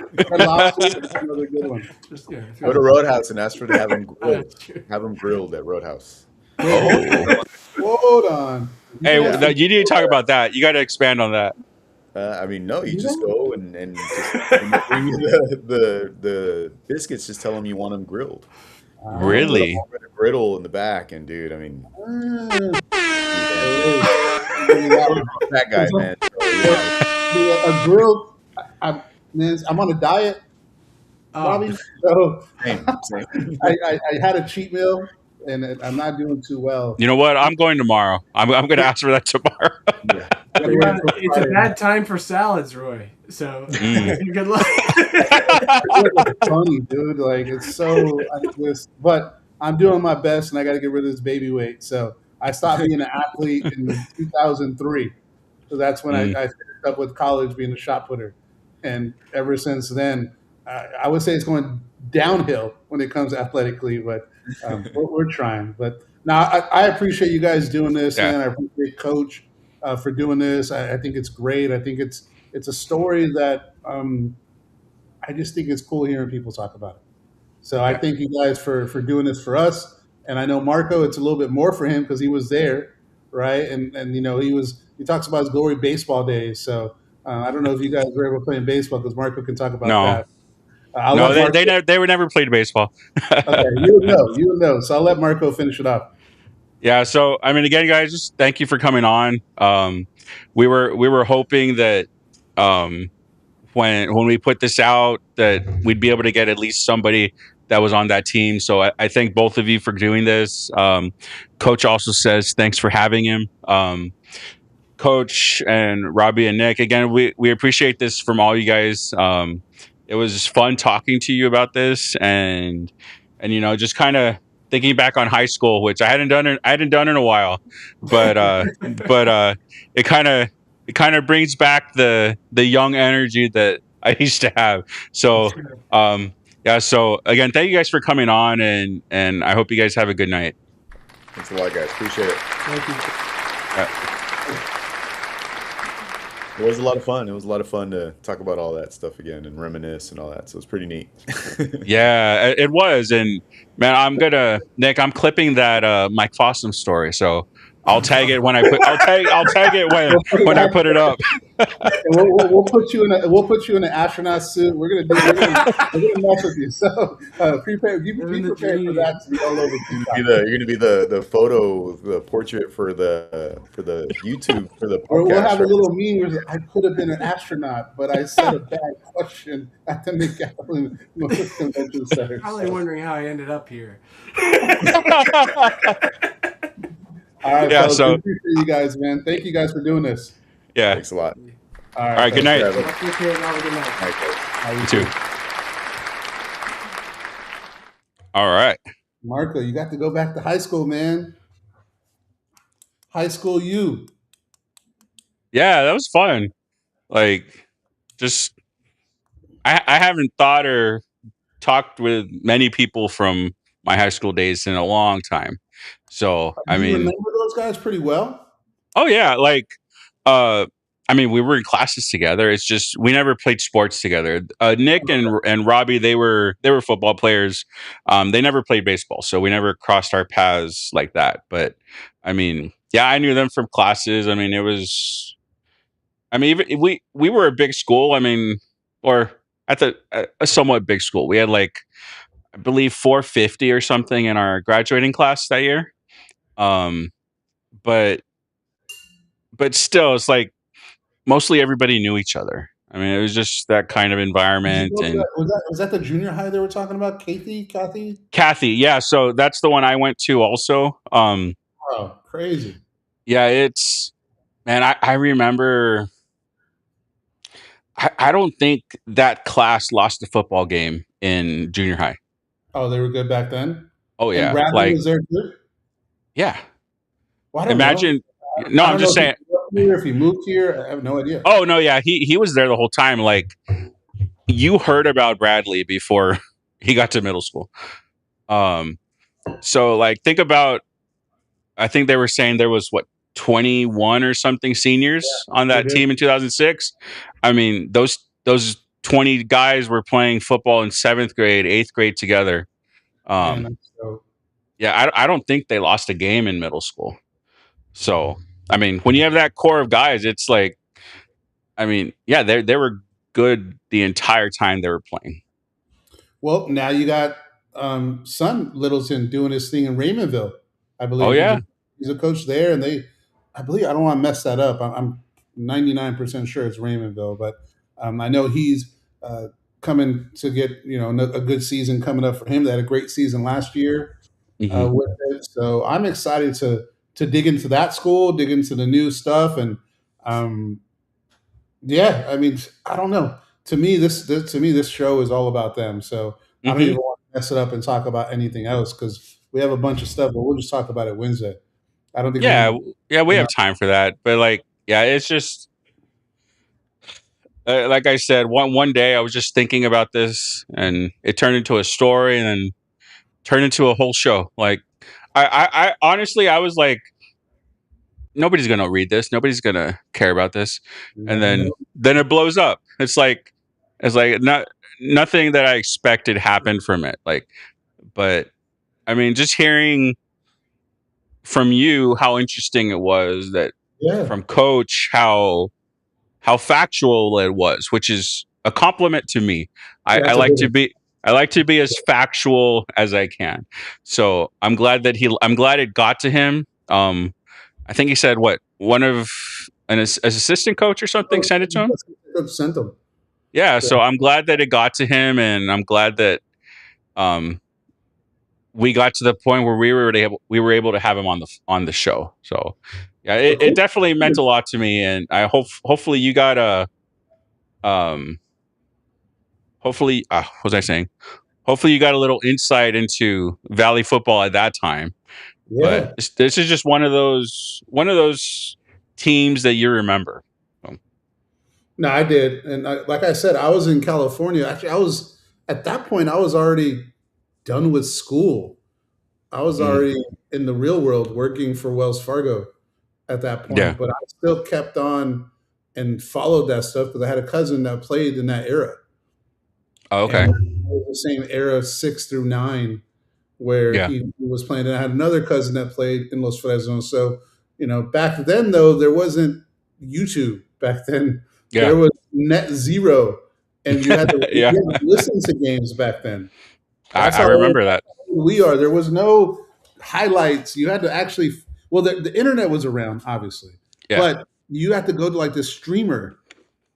And it was all audio. You couldn't even watch a game. You had to find a stream to listen to it. And I remember trying to listen to it. Like my cousin ended up playing against Austin Westlake, and they played against Nick Foles. And I remember listening to that. And I think at the end there might have been some videos, like very new. So that was a great era. And then think about McAllen Memorial now, man. They had Bradley Stevens and they had the Spate brothers. Yep. They'll have one of the Spate brothers there, Braxton, who is of G and is going to go nuts this year for McAllen Memorial. So for you as an alumni, you're going to like him because he ran for 2,000 yards last year. Yeah, I mean, one thing that I've always kind of been amazed by, like since then, was just, and Coach even said it was just how many amazing running backs have come through that school. Yeah. Like, I named 4. Yeah. I mean, like it's A&M. Spates didn't go like to one of the other Spates went to like Notre Dame or some big school. Right? I think one went to Stanford, I think. Yeah, you're right. And he was good. He played. Who is that? The really good running back in Carolina? McCaffrey? Yeah, he was McCaffrey's backup, I think, at Stanford. I remember that, and I was like, oh wow, there's a guy from the Valley at Stanford. Yeah.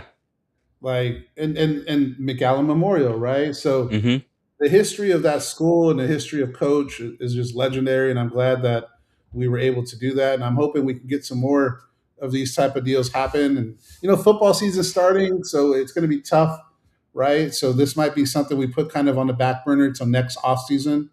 Well, I mean, we're going to be talking about teams from the past. I mean, we might be able to get some players and even coaches if they're not coaching anymore. You never know. I mean, there's a lot of great teams. I have an article that I've had it done for like 6 months. An article about my dad's team in Los Fresnos. And okay. I talked to you about this, but got to give my dad some love in Los Fresnos, our hometown. So they were a top 5 team in the state. They went to Piedmont and played in the playoffs, I think the second or third round, and they got to a fight. And, and an off-duty police officer went on the field and sprayed mace on only the Los Fresnos players. And they had people charging the field. It was a big fight. And they only kicked out Los Fresnos players. Oh. Yeah. So there's like a backstory to that. My dad's team was a passing team. Yeah. And they wet the field and soaked it. And then the refs said, hey, we're kicking out 7 or 8 starters. On top of that, you guys got to be on the field in 5 minutes or you guys are forfeiting. So my dad has said that he couldn't even see when he was getting back on the field because of what happened. So that's a story that I got that hopefully I can get. Obviously, my pops will join if I ask him. But, I'd like to get more people. He had a really big time all-state quarterback on that team. I was at a Los Fresnos game 2 years ago, and they had on the Jumbotron, what was the best defense ever. And, shout out to YouTube Women's Soccer. Shout out. And they gave years. And my dad's year was on one of the options in 1971. And that was the answer, the best defense ever. Oh, wow. He also played with Leo Aguilar, who passed away in a football incident on campus. Yeah. So that's really a lot of stories. So that one, I have a passion for because that's my family, right? My family's in Los Fresnos. But we have other stories that we can mess with and talk about that. We're going to hopefully get that going. And if anybody has an idea or send us a message on social media. Yeah. Send us a message on any social medias and we can look into it. And we got a pretty packed schedule coming up. We have some, I don't want to announce it yet because I want to confirm it, but we had a couple commitments for UTRG. We got a quarterback. We got a lineman. So quarterback Chase from Dripping Springs. We just got a commitment from Wyatt Movis from Katy. Big time, linemen that had offers from FBS and people in the conference. And then we just got one today from Braxton, which is a big one for him. He's a 3-star guy, I believe. And all of them have been cool enough. I got some quotes from all of them. And I'm dropping some articles for Wyatt tomorrow. And I already have that article done. And he gave us, he gave us some quotes. And then I have Braxton also that gave us some quotes. And I have that article almost done. So we're going to celebrate these commitments that we had, and we don't have to do it now. But we'll bring up their highlights and share them. This Wednesday we have the basketball. Yeah. We got Luis Ramirez from Los Fresnos, a walk-on basketball player that's going to come join us and talk about the basketball team. And one of the 2 players that came back. Yeah, only 2 players in the whole team came back. We dropped the article today about basketball, and it was JoJo Anderson was on the podium. Something cool I didn't know is must know Kendrick Perkins, the center for Boston, because Kendrick Perkins retweeted his press conference. And so I put that in the article to say. So did you tag Kendrick? Did you tag Kendrick Perkins in the article? I didn't. You should have. I should have. I dropped the rock now. Just post it again, and this time tag him in it. I can add him as an @ Well, not anymore. You only get like an hour. No. Like under the article, I can put him as an @. But you can't edit the tweet. That's what I mean. No, I can't. But I can put an @ so he looks at it and he'll show the article. So, or I can retweet it and then. Well, that's what I meant. Just retweet it. Yeah. Oh yeah, I'll retweet it. Yeah. Big Perk, shares it. I'm a fan of Big Perk. I like Big Perk. I don't know if he Yeah. got laid off though. ESPN laid off a bunch of dudes and a lot of people this week. Well, they They kept laid off Pat Cam Newton. McAfee. Well, That was it. the star. Yeah, they left Ryan Clark, I think one of them, right? I think Cam Newton's gone. Mm. Ravitch is gone. He was there a bunch of years. I remember watching him since I was young. Mm. So ESPN is kind of dialed back. ESPN is basically Stephen A. Smith and Pat McAfee now. I think what they're doing now is they're realizing that those are their stars, Mm. and everybody else they don't either care about. I guess I don't know. They're just throwing people in now. I haven't watched, aside from Pam. I watch her stuff, but Pam is a star, man. Shout out to Pam Maldonado, man, because now that I have her on social media, yeah, she is legit, and she breaks it down. Yeah, and something she put today, I think, coming up, she's going to be on ESPN for like 3 hours. Like 3 hours talking football. So whenever we see that, whenever she posts it, I'll post it so we can watch it. But man, aside from her, I haven't watched any ESPN in at least a decade. Well, to be honest, that's probably the reason why they're funneling through these personalities. Yeah, because they don't need I used to watch NBA Countdown back in the day. It was like something big. Yeah, you watch it before the games. Mm-hmm. Nobody does that anymore. It's not as prevalent anymore. Yeah. It's almost like independent guys like us. If we do a pregame, we'll probably get more attention because it's independent and people like more independent now rather than stuff. So like we talked about doing that halftime show with Saddle Up. Oh yeah. That'd be cool. Yeah, there's just little ideas like that. So we can, look at that. But yeah, that was a big one. But yeah, Pam Maldonado, you guys, if you guys don't follow her on social media and you're sports fans, do yourself a favor. Go check her out. And check out the show we did with her because she was really good on that show. Yeah. I mean, the fact that we're even tangentially acquainted with somebody on ESPN is cool. It is. She probably little rode me though on the show. The tacos and burritos. She was like, "Well, I don't even know you." I was like, "Damn!" She moted me. You don't remember that? I don't remember that, but I remember hearing about her. This small. I remember her taco store in Mexico City, but I don't remember her doing that to you. Oh, yeah. She little broed me. That was kind of funny. But what are you gonna say? I can't say nothing. She's a star. I'm not. I'm just some lackey, right? So I couldn't say anything. But she definitely was cool. And following her was cool. Oh, was it when you asked her about what she wanted to cover? I don't know. I probably said something dumb. I remember you asked her about an event she wanted to cover, but she doesn't cover things. I know. I messed up. All right, I'm not perfect. No, I don't remember what you're talking about. So I guess it wasn't that obvious. But so one thing they said during the interview that I didn't know, we would have had a 4th round home game if we had won. That was a cool nugget. San Marcos, he had already won the toss. Man, I didn't know that. That means he won 2 tosses. Because remember, he said there's 1 toss to figure it out, and the second toss. Yeah. So what I told you before was correct. Yeah. What? So they have to win. If the coaches don't agree, they have to win twice. Yeah. Right. And he won twice, 2 times. Yeah. I mean, because those schools weren't going to want to come down to the Valley. Nobody. They're like, they think it's dangerous down here. I mean, I don't know if it's still like this, but I remember at that time, like the people up there the 3rd round is just called Valley Week. Like that's where they know they're going to get the Valley schools and advance to the 4th round.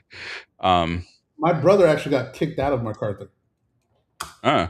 Knucklehead. My big bro. He got kicked out of both schools that he went to in San Antonio. I think he went to Roosevelt and MacArthur. Okay. And he got kicked out of both schools. And then we went back to California. He was just going crazy. He Yeah. didn't want to be in San Antonio. He wanted to move back to California, so he was rebelling. Big bro. Oh, okay. So Yeah, and man, so when I was doing the research for the article, so MacArthur won the 4th round game against San Marcos. So he went to the 5th round? Like, they won it by at least a couple touchdowns.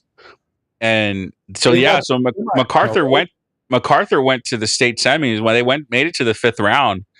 And just thinking, like, if we'd beat MacArthur, I mean, that I'm not going to say we would have won, but like, it's likely we could have beaten San Marcos and made it to the state semi. That would have been even crazier. And then having a 4th round at home too. And then imagine Coach wins those tosses and you have a state semifinal at home. That's crazy. Amazes me that they use a coin toss Friday Night Light style. Well, I mean, how else are you going to pick? I mean, it's the easiest way. It is. I mean, oh, look, I got a full screen mode here. Look at this. Yeah. Oh, yeah. Well, it's your first time on the computer. It's like I don't know what to look at. I can share stuff, and I'm scared. I'm going to mess with it one day, but I think we're good, man. I think we'll get ready for the basketball one, and I'll see if I can get some more people on that one. Yep. And then I feel like we're going to be able to talk to some of these recruits. August 2nd, I can say he already agreed to it. Braxton said he's going to come on August 2nd. The recruit. Yeah, or Braxton Spates. No, not Braxton Spates. Sorry, the Braxton that just committed to UCRGV. Oh, okay. Like the one right before the show. Yeah, the one that's today. Okay. Braxton Moore. Okay, cool. He's graduating winter. He's from Rowlett High School, and he runs a 4.4 140. Let's see what else we got here. He had offers from Lamar, Georgetown, from the Dallas area, Texas A&M, Texarkana. Texarkana. Texarkana. I don't know. I have no idea. It sounds right to me. So but he's an athlete, right? He's not like a specific position. Cornerback, wide receiver, 6 foot. Oh, okay, I thought I saw athlete on his thing. Yeah. So that's going to be fun to have. And we'll talk about it more. So if you guys, please follow the website because we got some stuff dropping tomorrow. Tomorrow I have Coach Langford. I have an article about Coach Langford. He was featured on an interview from the high school coaches clinic. And I did an article based on that. So that's a cool one. I have the mini interviews from Aiden and from Malachi from the Vaquero Outfitter event that we did yesterday. So I got those. I don't know if I'm going to drop everything in one day. I might separate some of them. So I got those. Well, I got the solo story. That's going to be fun. The website is called DITVsports.com. Pull it up, son. Actually, let me try. Can I try? Yeah. So, let's spread it out because I got a lot of stuff I'm posting too.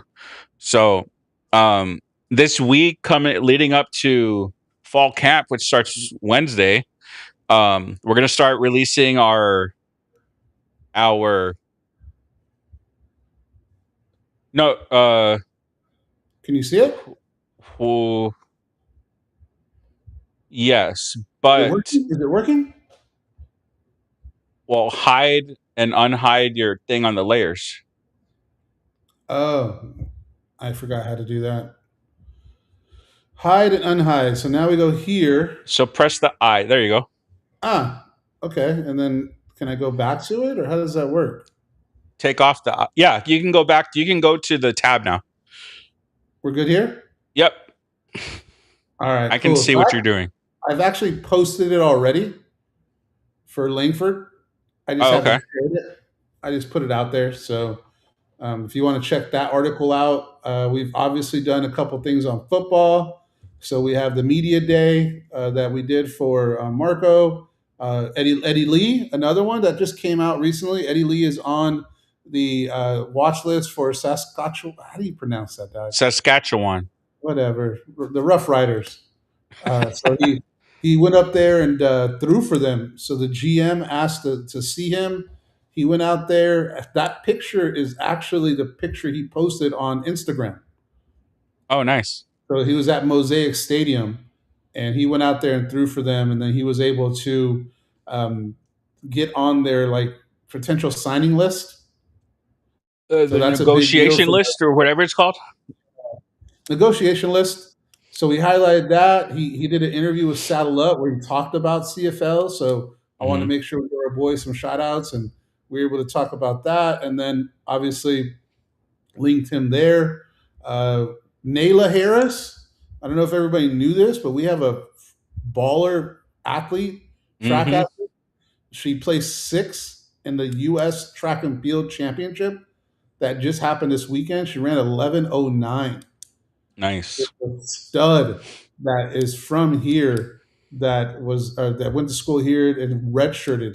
I gotta ask her if she's. I don't know if she's coming back because she redshirted this outdoor season. So I don't know if she's coming back. I reached out to her. She's really cool, but obviously she doesn't. She's not going to jump on the show though. But that's okay. Yeah. I asked. It doesn't hurt to ask. No, it doesn't hurt. Yeah, but she's obviously busy, so we have that there. What else we got? I have the tight end. I have a couple more position groups to jump on and get done there. The basketball one we did also today, so I posted that with Chambers. Yeah. So Chambers kind of talked about how he was going to do some. Getting some of the playbook into it, and he decided to cut that and go straight into building this thing as a team because he has a lot of athletes. And JoJo Anderson, that's the Kendrick Perkins one, right here. Hey, yeah, man. So take a look at that if you guys are getting excited about basketball. They've been on a lot of the news channels recently, so that's dope. They've been able to get the story out, get the excitement out, and be able to get people excited for what they're going to do because I see them having a huge season. I can see it, man. I think they are. Hey, Ray, when is that Upper Valley Volleyball Media Day? Oh, that's coming up, isn't it? Well, that's what he says, but the Lower Valley is the one coming up this week. Upper Valley is the one I'm interested. The one on this side. It's closer to me. Says here the negotiated list is the equivalent to NFL practice squad, but the CF. Oh, okay. Oh, that's still big. That's a big one.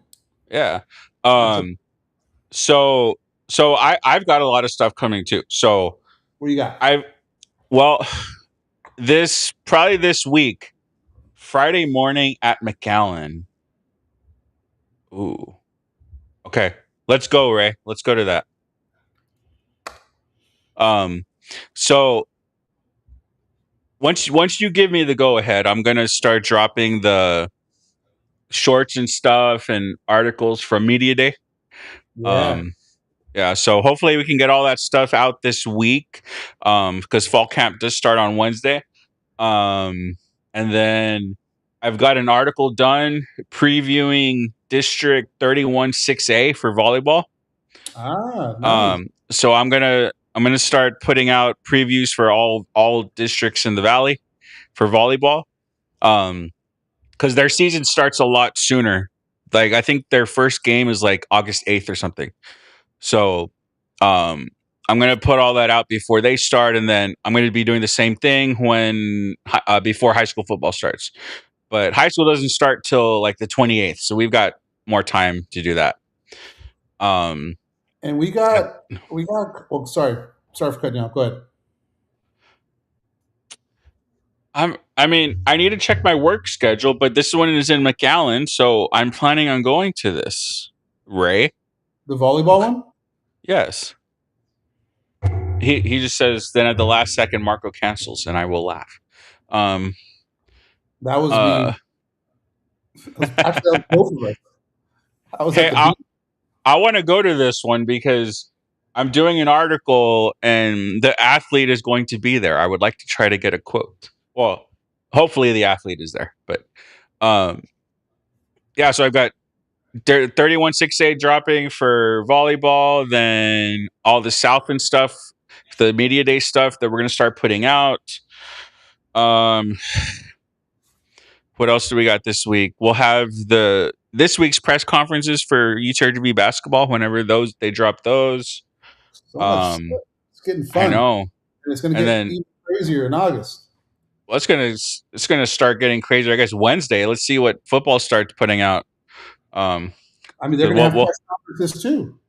Yeah, right? so we can give a fan perspective. And for everybody that knows, obviously, we're not there. No, right? We're not media credentialed, but we like to put together a fan's perspective of these press conferences. Yeah. So that's what Marco does. That's what I do. Just trying to give people a different look on what they say, why it matters to us. Yeah. Yeah. I mean, we're not professional writers or anything. I mean, it's just we're kind of asking questions or trying to put information out there that a fan would want to know. Like, when you see like regular media reporting, a lot of the times it's just like, this is what happened, this is what they said, and we try to put a little bit more of the answers in there. I mean, so and more questions. Yeah, and more questions. What does it mean? Yeah. And it's been fun. And then, like I said, we're getting down on the volleyball countdown. We're at 34, at 33, I think, today. Yeah, and then so we're getting close to that. Once we get to 25, I'll get to start using actual players. So I'm looking forward to that. And then man, I'm probably more excited for this volleyball season now. Doing all the countdown and all this, I'm probably more excited for that than football at this point. Well, football is going to come in hot and heavy quickly. So we're going to start talking high school football. We're going to start talking, what's going on. August 6th, the only open practice. That's in Brownsville, right? That's next to me, man. So I'll be there. I think it's a random time. I think it's like during the day. So I have to change my work schedule or see what's going on with that. What else we got going on? It's just a bunch of stuff, man.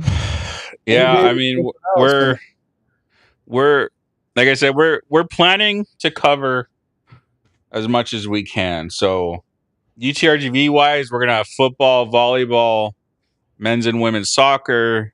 It's a lot. And then if anybody's interested in helping out and wants to do some journalism and wants to cover a sport, let us know. We're down to have independent. I mean, we don't make money off this, man. This is not like we're not sitting here like taking money and we're being greedy. So if you have a passion for sports and you have want to write articles and cover a team, hit us up. Obviously, I mean, looking at like UTRGV soccer, like when I was researching stuff for all the stuff I put out, like there's not much that anybody does for UTRGV soccer. So I mean, being nice, there's nothing out there. Yeah, I mean, the only one that talks about probably is Jacob. Jacob is cool cat. Jacob Young. That's true. That's true. Let's talk about it. That he shout out to him. He does a really good job about soccer. Yeah. And I don't know anything about racing. I think he covers racing too, but okay. His soccer content is pretty dope, and I know he's going to be covering it too. But outside of us and him, there's not much out there when it comes to. I mean, we've probably dropped more soccer articles than anyone. Yeah, and I've tried to do men's soccer stuff, but there's literally nothing out there that is. I haven't seen. I don't even think the school promotes it. Like their socials hadn't had anything since like 24. And so like I couldn't even do research to make an article relevant to 2026 for men's soccer. Yeah, women's is better about it, but And then aside from that, we've got high school football and high school volleyball. Well, I'm going to be doing the high school volleyball, but we will be doing the high school football part of it. So we are, and we're going to bring in obviously Mark, and we're going to talk to him, and we'll have some player highlights on there, and then we'll just talk. I mean, even last year, without even doing this, I was following football. So like the top teams, you know, I'm going to do it. So we'll talk more about it, but I'm going to wrap up, man. I'm going to see what's going on in the outdoorsy, see where everybody's at, and then we'll get going on tomorrow. So unless you want to go over something else.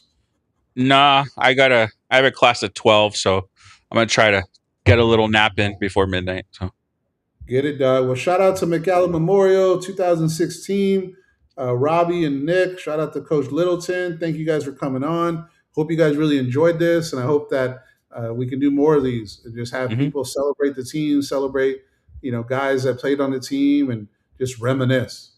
So if you guys have any ideas, let us know. Till then, thanks for everybody for coming out. I think we're at over 60-something people, so, you know, can't complain about that. We appreciate you guys, and we're going to keep handling our business and getting out content. So follow our socials. Please check the website out. There's a bunch of information on there that we guys can have a good time with, and we'll keep on putting stuff on there and sharing it. Yep. All right, Marco. Have a good night, man. You too. Have a good night. Yep.